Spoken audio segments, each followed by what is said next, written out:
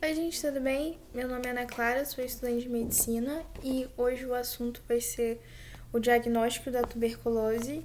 Para os meus amigos que estão assistindo a este vídeo, eu vou usar o slide da PACA, obviamente, mas assim que nem o da Cifres, eu também fiz um flashcard.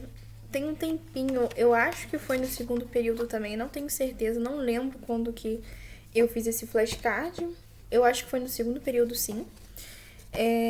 Então aqui vai ter algumas informações extras. Basicamente o que eu vou falar aqui é focado na tuberculose pulmonar. E quando eu pegar o slide da PACA, quando eu falar da PACA, eu vou falar mais sobre o laboratório em si. Então eu vou falar sobre a tuberculose pulmonar, eu vou falar sobre a tuberculose primária e secundária, a primo-infecção, sobre a tuberculose extrapulmonar em si, sobre a cultura, sobre a baciloscopia, sobre.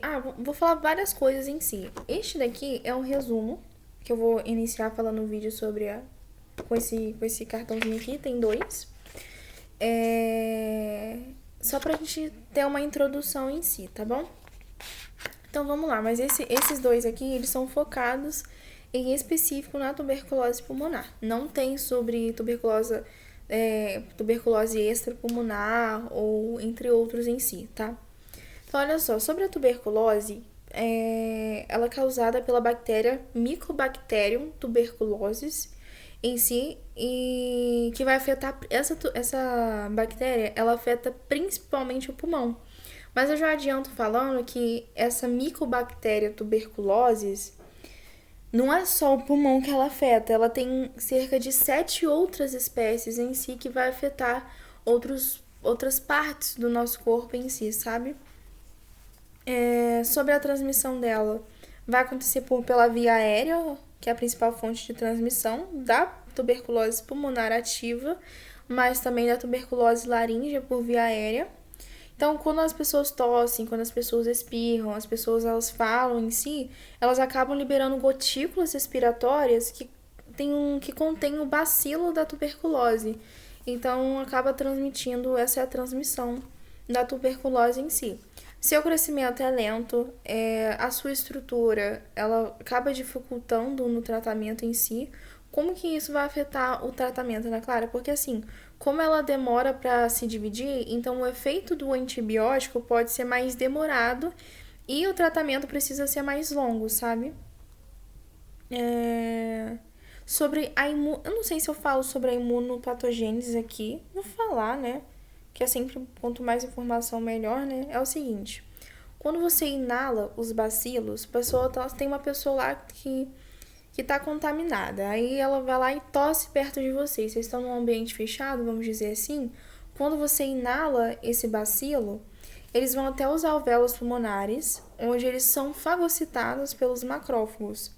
Só que assim, essa micobactéria tuberculose, ela vai acabar inibindo a fusão do fagossomo com o lisossomo. Quando isso acontece, ela acaba escapando da destruição. Então, sim, os macrófagos vão lá, engolem elas, fazem a fagocitose, mas elas têm essa capacidade justamente de impedir que os lisossomos e os fagossomos se conectam, né? Se ligam, se juntam. E os dois precisam se juntar para que a bactéria se destrua, né? Seja destruída. Então, quando ela impede isso, obviamente a bactéria ela não consegue se destruir.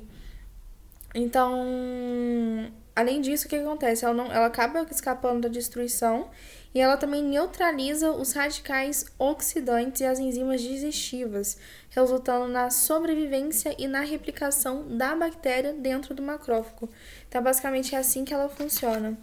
Eu não vou falar sobre como que acontece a ativação do sistema imunológico, porque não é o foco do vídeo em si, mas existem testes em relação a essa bactéria, né? Para evitar ficar falando micobactéria, tuberculose, a gente também chama ela de bacilo de Koch, tá? O que acontece?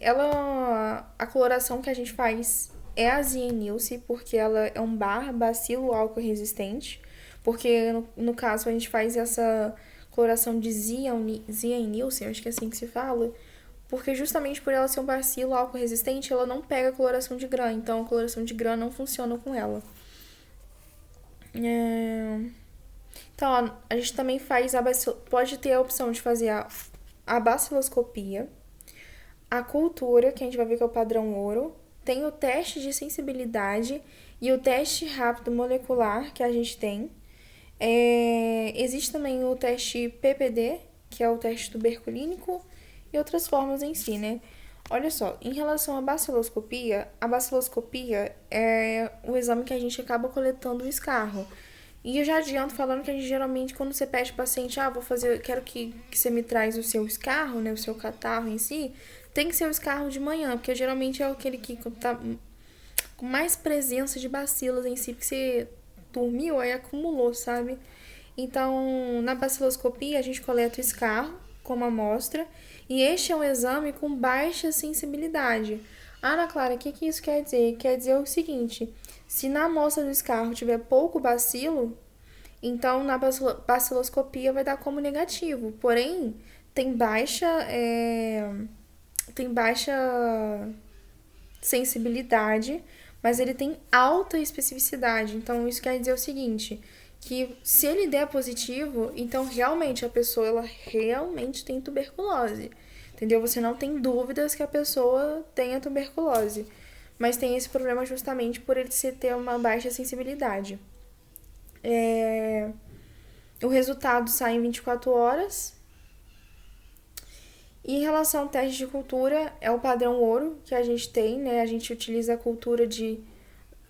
Nossa, eu provavelmente vou falar errado, mas não sei se é Lowenstein, Jessen, enfim, um desses dois aí. É o padrão porque detecta mesmo em casos baixos, né? Então, se tiver, por exemplo, no escarro, tinha que ter uma alta quantidade de bacilos para ver se dava positivo. Aqui na cultura, não. Mesmo se tiver poucas quantidades de bacilo, a cultura sai o resultado lá, opa, positivo, opa, negativo. Só que a desvantagem no caso da cultura é que o crescimento dela é lento. Então, assim, leva de 3 a 8 semanas para o resultado sair, sabe? Em relação, a gente tem o teste molecular, né?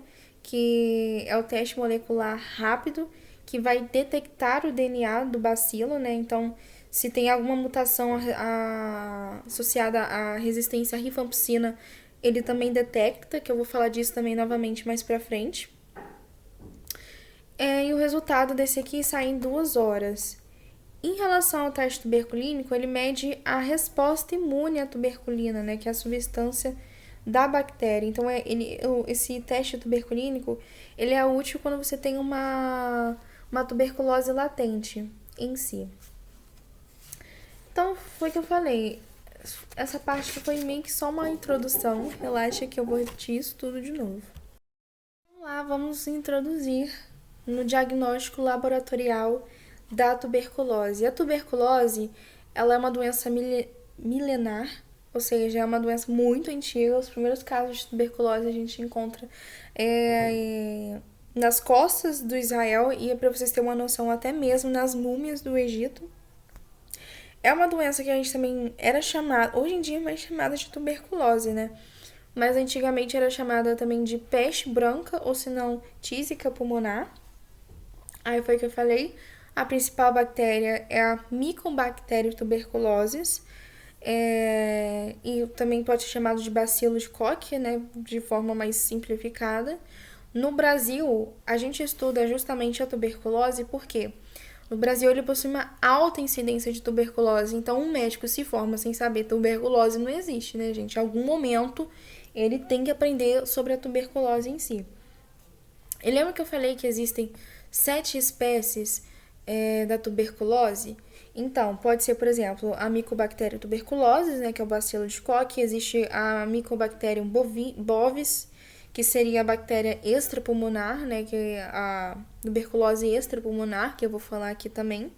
Existe a Mycobacterium africanum, canete, microte, minipet, micapre.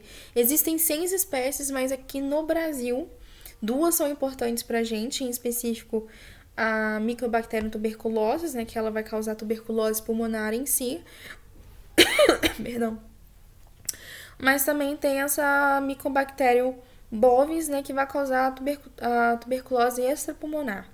Cara, o nome já fala, é extrapulmonar que vai estar fora do pulmão. Então, assim, isso vai implicar um pouco no se a gente deve isolar ou não o paciente. E eu vou falar disso também mais pra frente.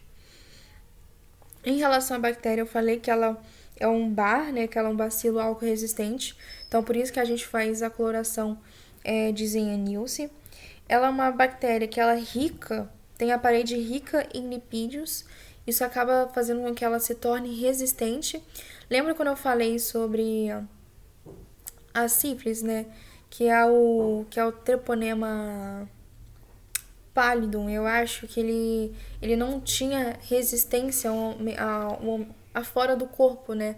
Ao ambiente extracelular, vamos dizer assim, porque ele sofria de secação.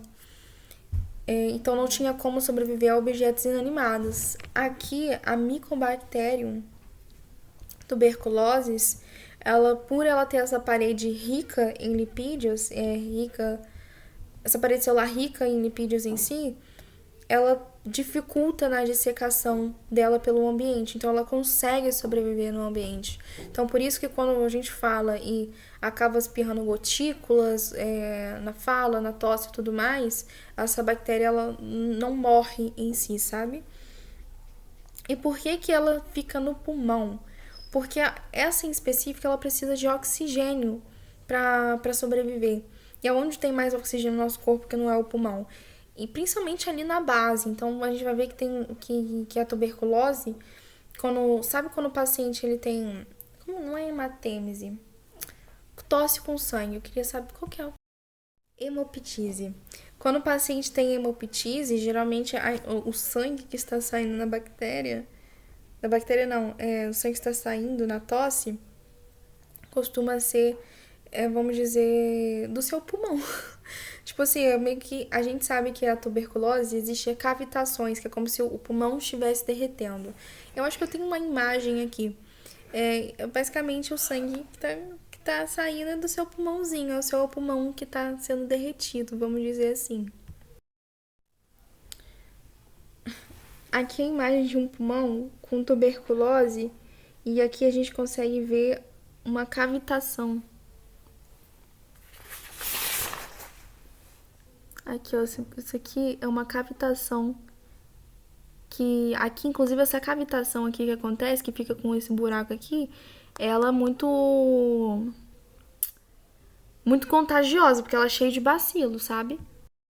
Aí, sobre a transmissão, foi o que eu falei, a transmissão ela acontece por vias respiratórias, né, vias aéreas, pelos aerosóis em si. Então, a tuberculose, por exemplo, tuberculose pulmonar e a tuberculose laríngea, elas eliminam os bacilos no meio ambiente. Então, a contaminação em si é justamente pelos aerosóis, pela respiração em si. Tem um conceito que a gente fala que é o bacilífero. Ana Clara, o que é bacilífero?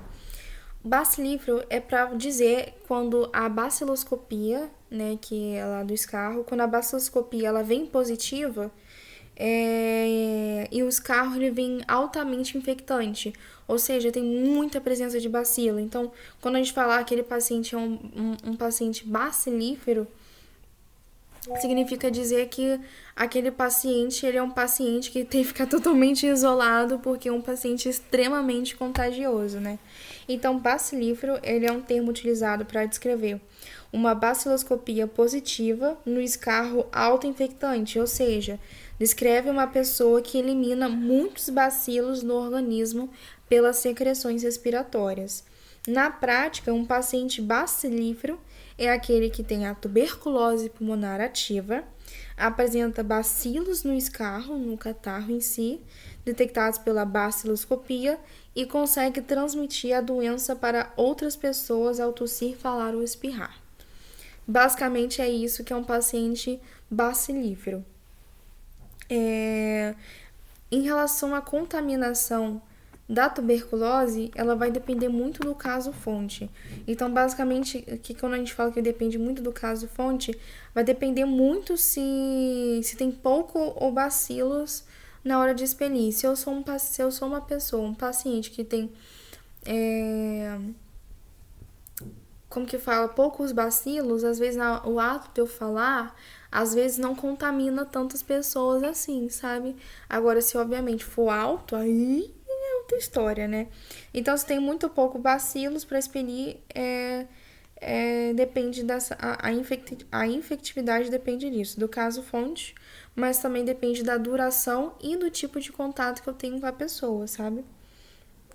Um paciente com a baciloscopia positiva, para vocês terem uma noção, ele costuma infectar de 10 a 15 pessoas por ano. Gente, isso é muita coisa.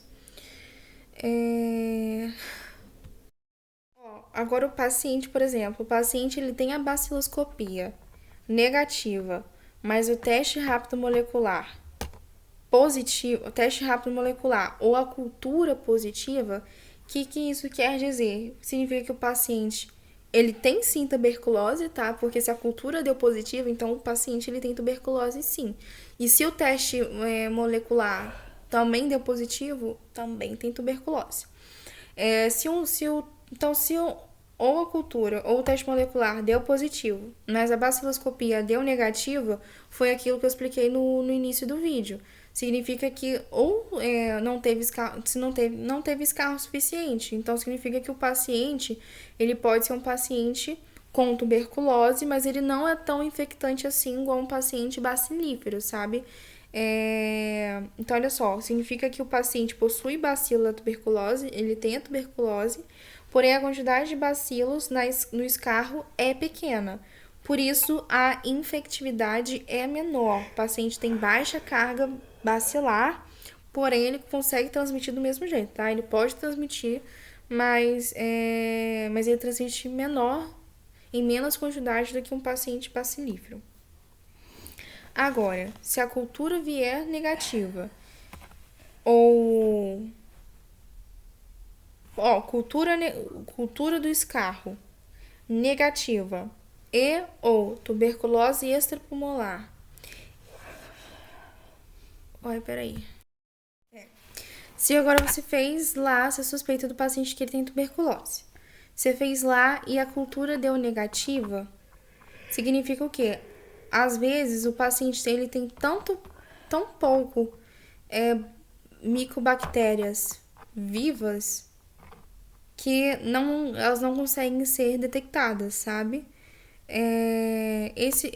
Essa pessoa que tem essa cultura negativa, ele não é uma pessoa infectante, porque ele está expelindo muito pouca bactéria viva, tão pouca, que como ela não é detectável, acaba não tendo essa capacidade de infectar outras pessoas.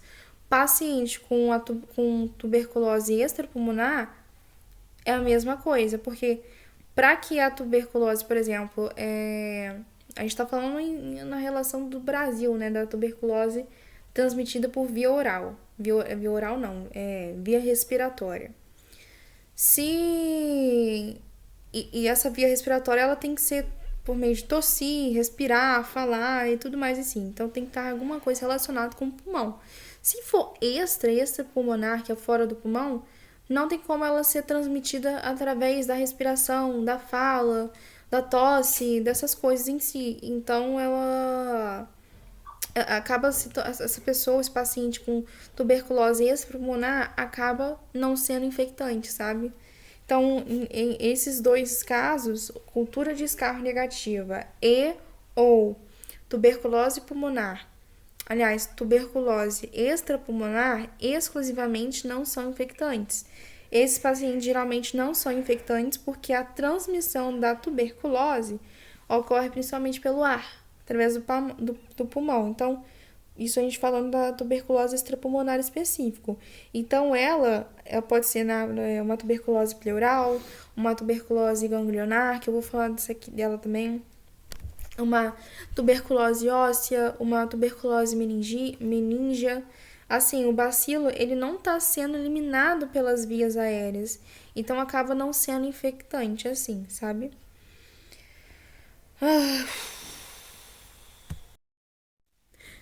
Eu dei uma pausa, se vocês precisarem dar uma pausa aí também, gente.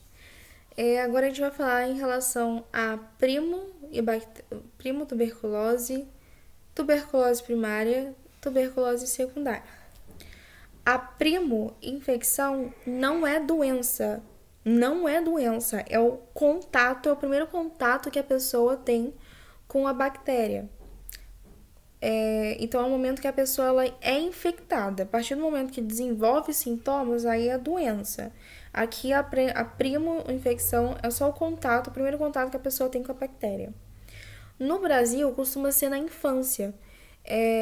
Então, o que acontece? Essa primobactéria, ela pode evoluir para duas situações.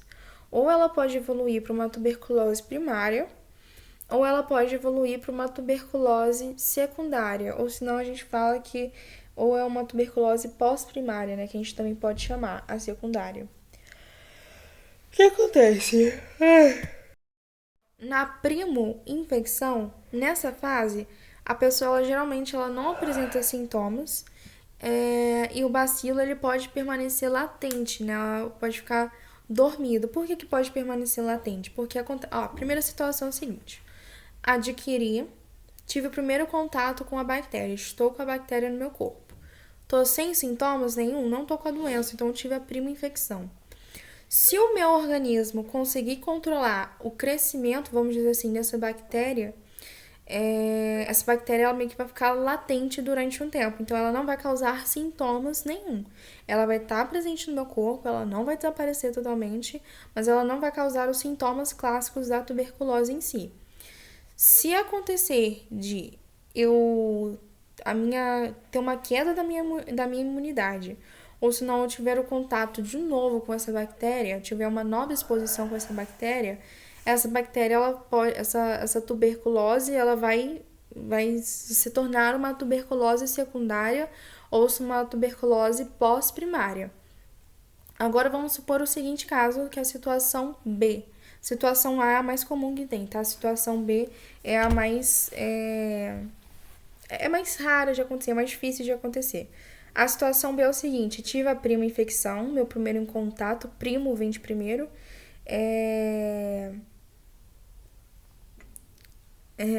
enfim, vem de primeiro. Então, assim, tive contato, meu organismo não conseguiu controlar essa disseminação das bactérias, vai evoluir para uma tuberculose primária. Eu estou explicando isso porque a gente pensa logo em seguida, deve ser a prima infecção, depois tuberculose primária, depois secundária. Não é assim que funciona, porque na sífilis, eu acabei de estudar sífilis, então assim, a gente vê que tem os estágios, né? Que tem a sífilis primária, que vai evoluir para a sífilis secundária, que vai evoluir para a sífilis latente, isso obviamente se não for tratado, né? Que vai evoluir para a sífilis terciária. Aqui no caso da tuberculose não é assim uma escadinha com vários estágios, não. Ou são duas situações: a prima infecção evoluir para tuberculose primária ou a prima infecção evoluir para tuberculose secundária em si, sabe? Então, olha só, na prima infecção, se não houver controle da infecção, pode desenvolver tuberculose primária. E a tuberculose primária ela é muito comum em crianças e imunossuprimidos, porque eles não possuem sistema imunológico suficiente para combater essa bactéria, sabe? Em relação à tuberculose pós-primária ou à tuberculose secundária, o paciente ele adoece após anos, né? Porque teria esse período latente, vamos dizer assim, após a prima infecção. Então, 85% dos casos vão acometer o pulmão e frequentemente tem a presença de cavitação, né? Então, é na tuberculose secundária que você vai ter aquela cavitação, porque é a mais comum que tem. Então, aqueles sintomas clássicos, por exemplo, sudorese, febre vespertina, perda de peso, tosse seca, ou se não mesmo tosse purulenta, todos esses sintomas são característicos, por exemplo, específicos da tuberculose secundária, sabe? Aí foi que eu tava até falando com minha mãe que existem riscos de adoecimento, né? Quem são as pessoas mais vulneráveis em relação para ter essa infecção, o contato com a tuberculose, com a bactéria tuberculose, né?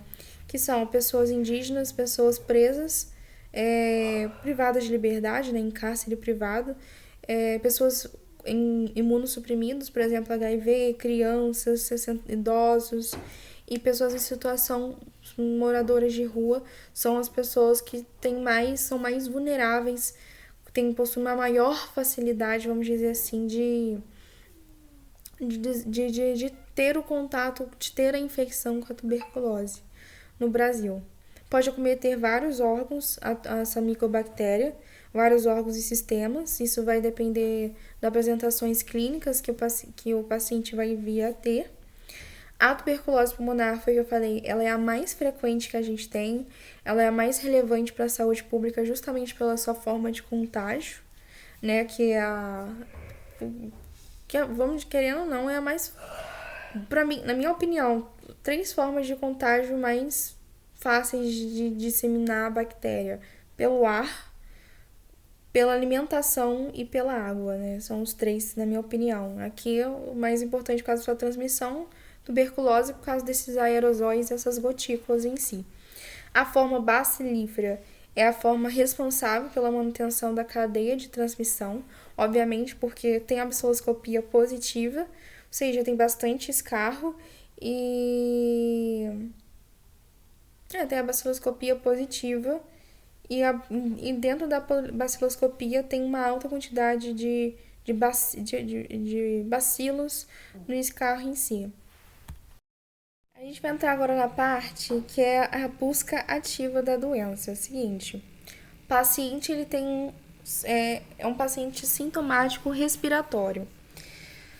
Na população, sintomático respiratório, na população geral, a pessoa que apresenta... Não, vou formular essa frase melhor. A gente faz a busca ativa por tuberculose em pessoas, em pacientes no geral, que apresentam uma tosse persistente mais de 3 semanas. Então, uma tosse mais de 3 semanas indica, é sugestivo, não sabemos se é, mas é sugestivo que seja, por exemplo, uma tuberculose em si, sabe? Então, em populações consideradas de alto risco, como pessoas vivendo com HIV, população privada de liberdade, foi o que eu falei, pessoas em situação de rua. Quando a gente faz a busca pela tuberculose em si, a gente, nesses casos, as pessoas vulneráveis, a gente considera qualquer tempo da tosse uma busca ativa, sabe? Então, qualquer tempo de duração é busca ativa. Pessoa que, durante a estratégia programática de busca ativa, apresenta tosse por 3 semanas ou mais, essa pessoa deve ser investigada para tuberculose através de exames bacteriológicos, tá? Saúde. Saúde de novo. Obrigada.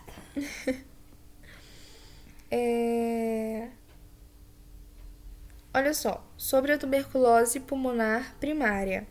É a mais comum em crianças, tá? Ela se instala de forma insidiosa e irritadiço, tem febre baixa, tem sudorese, tem inapetência, né, que seria a falta de apetite.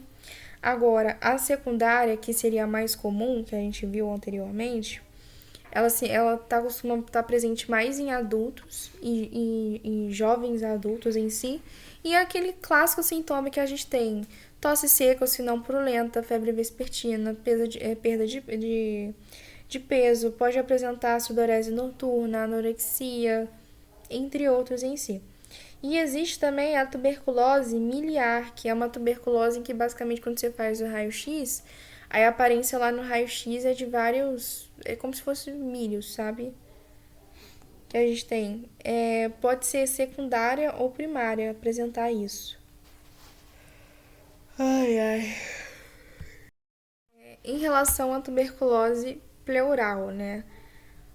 Na verdade, calma, existem a tuberculose extrapulmonar. Pra vocês terem uma noção dos tipos, eu ia falar cepas, dos tipos que tem dessa tuberculose extrapulmonar. Existe a tuberculose pleural, que eu vou falar dela, tuberculose óssea, tuberculose pericárdica, tuberculose meningocélica, tuberculose ganglionar periférica e empiema pleural tuberculoso. Aqui neste vídeo eu vou falar sobre a tuberculose pleural, empiema pleural tuberculoso, tuberculose ganglionar periférica e só. Vou falar 4 tipos de tuberculose extrapulmonar aqui. Então, em relação à tuberculose pleural, tá na pleura. Então, assim, ela não é infectante. Então, esse paciente ele não precisa ficar isolado, tá? Então, é a forma mais comum, essa tuberculose pleural, é a forma mais comum que a gente tem tuberculose em indivíduos com HIV, por exemplo, negativos. Aí a tríade clássica dela é astenia, emagrecimento, anorexia, entre outros. Aqui a gente vai fazer a cultura, pode fazer também exames histopatológicos do fragmento pleural, isso que vai permitir o diagnóstico do caso, né? Aqui também no líquido pleural a gente pode coletar e saber, ver se vai dar como vai ter um exudato, vai ter a predominância de linfócitos, vai ter o bar positivo e a cultura também. Também tem o ADA, né, ou se não, enzima intracelular produzida por linfócitos e monócitos. O ADA ele também é utilizado no diagnóstico, tá? Porque na tuberculose pleural ele vai estar aumentado, só que ele não é específico, porque em situações, por exemplo, linfoma, empiema, artrite reumática, reumatoide, aliás, esse ADA ele também vai estar elevado, tá? No caso de uma tuberculose pleural, a gente faz justamente mais uma histopatologia da pleura, ou se não uma cultura em si, que a gente, e também pelo líquido, né? Pelo exudato, né? O líquido pleural, a gente consegue ter uma noção. Por exemplo, o exudato vai ser um líquido exudato, vai ser inflamatório, né? Vai ter mais de 75% de presença de leucócitos. Tem a presença do ADA também, o ADA vai estar aumentado. Enfim, aí a gente tem o empiema. O empiema, ele... Aqui nessa situação, ele vai depender muito se ele é um paciente... Na verdade, não vai depender. Aqui nessa situação, se eu não me engano, o paciente ele tem que ficar isolado. Por quê? Apesar dele ser uma tuberculose extrapulmonar, esse empiema tuberculoso, ele é o seguinte... ele é a consequência de uma ruptura da cavidade tuberculosa lá, da cavitação, por espaço pleural. Então, essa cavitação vai acabar atingindo o espaço pleural. Então, vai acabar passando meio que os bacilos da cavitação pela pleura, né, em si. Então, acaba tornando o paciente com bastante... Como que é? Infectante, né? Ele precisa ficar isolado. Também fazemos uma baciloscopia direta. Pode também fazer uma cultura para o líquido do empiema. E quando faz, a cultura é muito alta, por conta que como esse líquido ele vem de uma cavitação, então essas cavitações é cheio de bacilos, então acaba sendo muito alto, enfim. Aí a gente tem a tuberculose ganglionar periférica, que basicamente ela tá muito presente, ela é muito comum em indivíduos que têm HIV positivo. Causa uma linfonodomegalia. Os gânglios, alguns, vai depender muito, mas eles podem ficar endurecidos, mas eles também podem ficar moles. Pode acontecer muita coisa. Gente, perdão, é que eu tô cansada, vamos lá. O exame físico. Os gânglios são endurecidos ou amolecidos, aderentes ao plânus, pode evoluir para uma flutuação ou fistolização espontânea.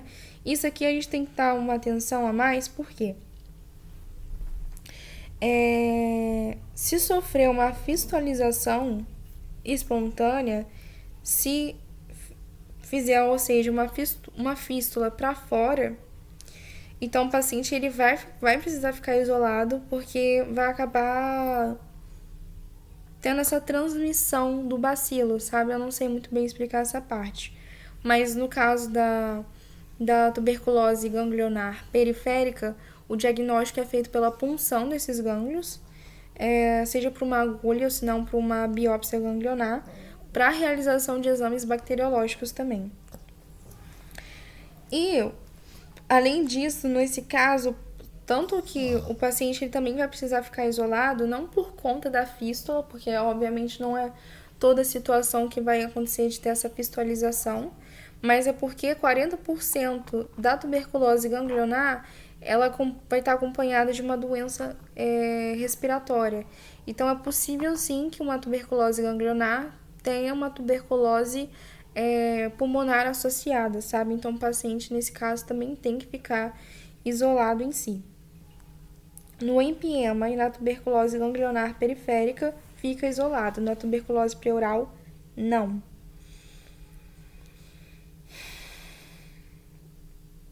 Aí, sobre os testes, né?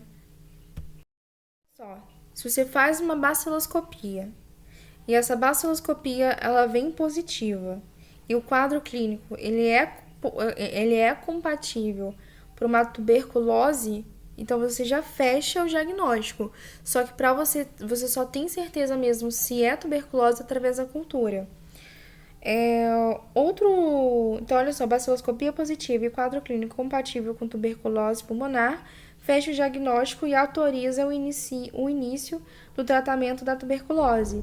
Porém, o diagnóstico de certeza bacteriológica só é obtido com cultura, que é o padrão ouro, ou se não os testes moleculares. O teste molecular rápido que eu vou falar aqui agora, no início do vídeo eu citei ele vai basicamente então detectar o DNA da bactéria. Ele vai servir para duas situações. A gente vai utilizar ele para detectar tuberculose pulmonar ou se não tuberculose laríngea e ver se eu tenho a resistência à rifampicina, né? Que o tratamento da tuberculose é o RIP, né? Que é a rifampicina, isoniazida, piramizanida, acho que é assim que se fala, piramizanida, cadê? Pirazinamida e etambutol. Então, você tá lá tratando e você vê que a baciloscopia continua alta, ou se não a cultura continua alta, provavelmente então o paciente tem uma resistência à rifampicina. Então, para isso, eu vou ver com o teste molecular, teste rápido molecular, sabe? Então, o teste rápido molecular para tuberculose está indicado prioramente para o diagnóstico de tuberculose pulmonar e laríngea em adultos e adolescentes. Ele é um teste utilizado para detecção de DNA dos bacilos de complexo da micotuberculose e da triagem de cepas resistentes à rifampicina, tá?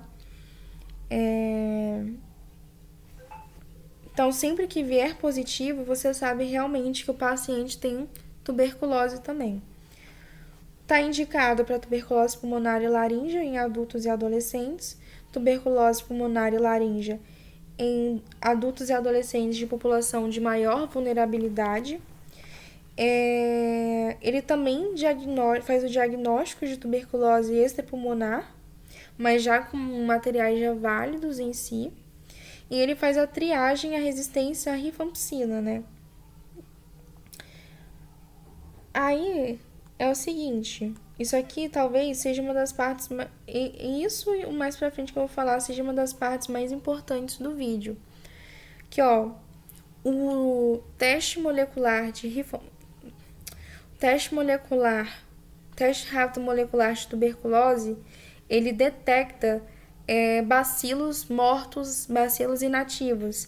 Então ele é igual ao teste treponêmico, ótimo, perfeito, confirma mesmo se tem, só que não serve para reavaliar o tratamento, não serve para confirmar se o tratamento está funcionando, porque mesmo vamos dizer assim, a pessoa já está curada em si, como ele ainda detecta bacilo morto, não tem como você ter esse parâmetro, sabe?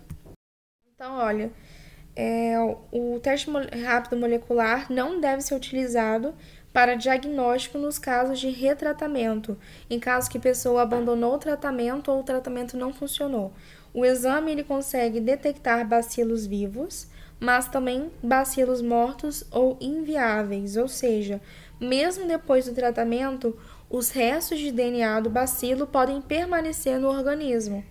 Então, o teste pode continuar positivo sem mesmo existir a doença. Então, em outras palavras, o que eu falei, paciente teve uma recaída ou falência do tratamento da tuberculose, ou seja, ele não respondeu ao tratamento ou teve um retorno da doença após o abandono do tratamento. Nesse contexto, o exame molecular rápido não é usado para diagnosticar a doença em si. Ele é utilizado, você pode fazer ele, mas você vai utilizar ele mais para ver se tem uma resistência à rifampicina, sabe? Então, o exame molecular é utilizado para uma triagem específica de resistência à rifampicina. Nossa, baguncei meu cabelo todo. De resistência à rifampicina, que é um dos medicamentos principais do esquema, ou seja, o teste molecular rápido vai ajudar a identificar se o bacilo se tornou resistente à rifampicina ou não, sabe? Então, não serve para você fazer retratamento, só para ver se teve ou não uma resistência. Em relação à cultura e o teste de sensibilidade, a cultura é o padrão, porque você vai estar meio que cultivando a bactéria diretamente ali. E o teste de sensibilidade é para ver quais medicamentos, outros medicamentos, sem ser a rifampicina, essa bactéria é resistente, sabe? Então, olha, a cultura, ela serve para fazer o bacilo crescer no laboratório, confirma o diagnóstico, identifica a micobactéria e testa a resistência aos medicamentos com o teste de sensibilidade. Nos casos pulmonares com baciloscopia negativa, a cultura do escarro pode aumentar até 30% do diagnóstico. Então, o teste, por exemplo, sensível, o que ele vai... quais remédios, fármacos são testados? A estreptomicina, isoniazida, rifampicina, ethambutol e pirazinamida. Então, por isso que a gente faz o teste de sensibilidade. E aqui, que eu falei que é muito importante, que se tiver questão de prova, vai falar disso daqui. Porque a professora, ela enfatizou muito isso aqui, e eu li, e realmente isso aqui é muito importante. Por exemplo, então isso aí você dá um asterisco, marca, grava pra vida e pra prova. Se você tá trabalhando num local, e nesse local ele tem acesso a esse teste molecular, tem que ser duas coisas que você vai fazer.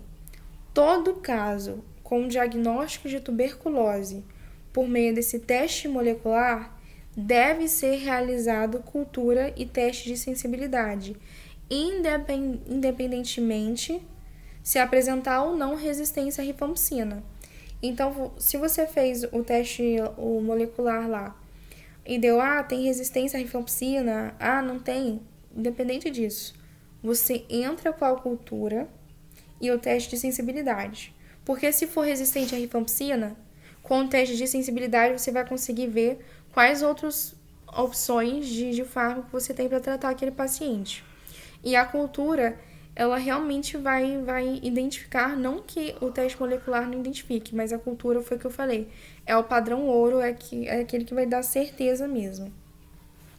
Então, meu celular não, meu tablet. Meu computador ia descarregar, gente, perdão. Olha só, outra coisa. Então, todo caso com diagnóstico de tuberculose, por meio do teste molecular, independente se for resistente à rifampicina ou não, faz cultura e faz teste de sensibilidade. Agora, todo caso com suspeita, você suspeita que o paciente ele tem uma tuberculose e que o teste molecular veio negativo, com persistência de quadro clínico, então você deve realizar a cultura e o teste de sensibilidade. O que isso quer dizer? Paciente, você suspeita, olha, aquele paciente ali talvez tenha uma possibilidade de ser um paciente tuberculoso. Só que aí você faz o teste molecular, o teste veio negativo, só que ainda apresenta febre, ainda apresenta tosse, sudorese, anorexia, ainda apresenta todos os sintomas clássicos da tuberculose, você ainda faz a cultura e ainda faz o teste de sensibilidade. Porque pode acontecer desse teste molecular vier negativo, né? Ter um falso negativo. Aí agora em situações em que você não tem o teste molecular. O que você vai fazer? Você vai solicitar 2 amostras de baciloscopia e vai fazer a cultura imediata. Então, você faz a cultura independente do resultado também da baciloscopia. A baciloscopia veio positiva, a baciloscopia veio negativa, faz a cultura. Porque lembra que eu falei que a baciloscopia ela tem baixa sensibilidade? Então, locais sem o teste molecular rápido, faz 2 amostras de baciloscopia. A cultura ela deve ser realizada independentemente do resultado da baciloscopia para todos os casos de tuberculose, sendo realizado em uma das amostras. Outra opção que você tem que a cultura e o teste de sensibilidade, eles poderão ser realizados em meio líquido ou se não meio sólido, de acordo com a disponibilidade do local lá do laboratório em si. Em relação ao diagnóstico histopatológico, você pode fazer catar um fragmento lá ali na hora da biópsia e ver se tem presença de tecido granulomatoso de caseificação, que é aquele, inclusive, que se tiver uma necrose no cérebro, acho que não sei se era necrose de caseificação ou uma necrose de liquefação, eu não lembro direito, mas enfim, isso aí é coisas à parte. Enfim, sobre tuberculose é isso. Espero que tenha ajudado. Qualquer dúvida, deixa nos comentários ou me manda mensagem no WhatsApp que eu tentarei responder. Um beijo e até a próxima.